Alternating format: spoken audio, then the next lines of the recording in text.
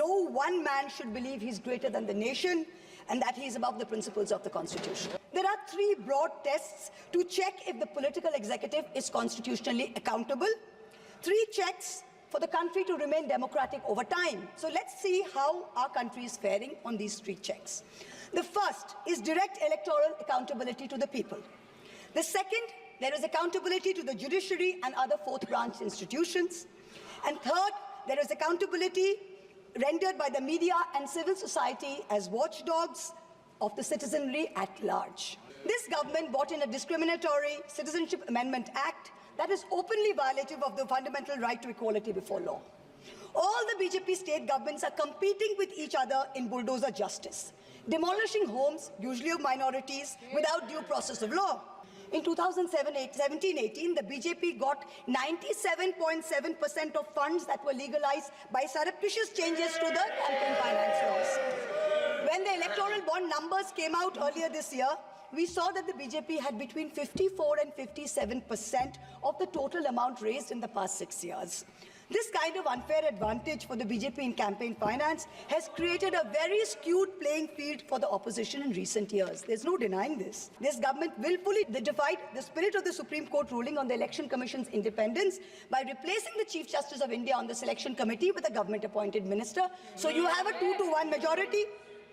Prior to Modi ji becoming Prime Minister, how often did we hear of an election commissioner not filling their full term?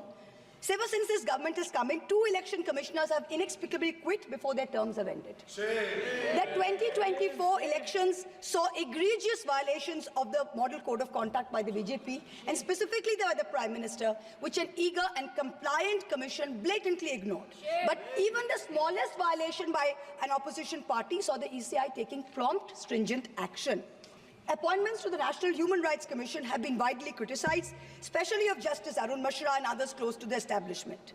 This is a judge who, while in office, heaped praise on Modi ji, calling him an international visionary who thought globally and acted locally. And lest the Treasury benches claim this assessment is a biased one, please remember, it is precisely this kind of appointments that have undermined the independence of the NHRC, so much so that the NHRC has lost its UN accreditation. The NHRC can no longer represent India or vote at the UN Council of Human Rights. I do not think that the framers of our constitution ever imagined a scenario where judges would rely on private conversations with God to write judgments, rather than on objective logic, on reasoning, and on the law and the Constitution.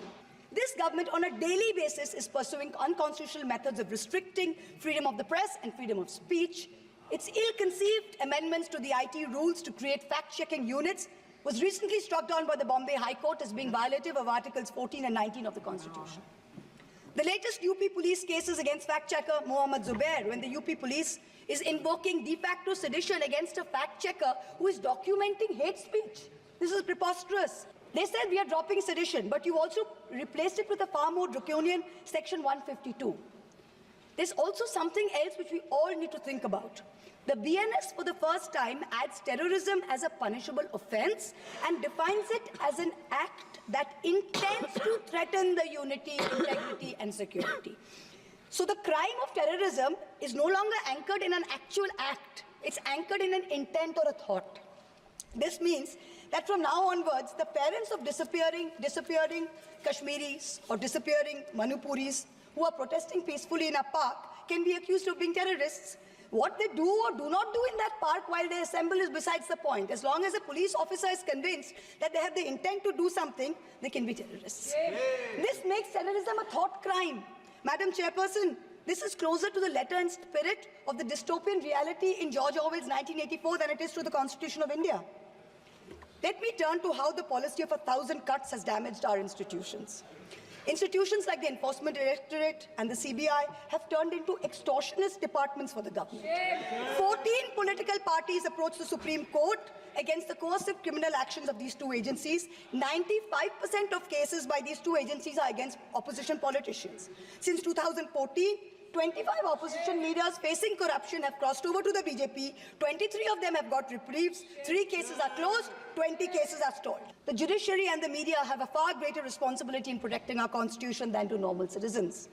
To every Chief Justice of India, past and present, I say this: yours is not to worry about your personal legacy. Yours is not to take directions from God. Yours is not to have a private family function turned into a televised circus with the political executive. The Constitution is your only God.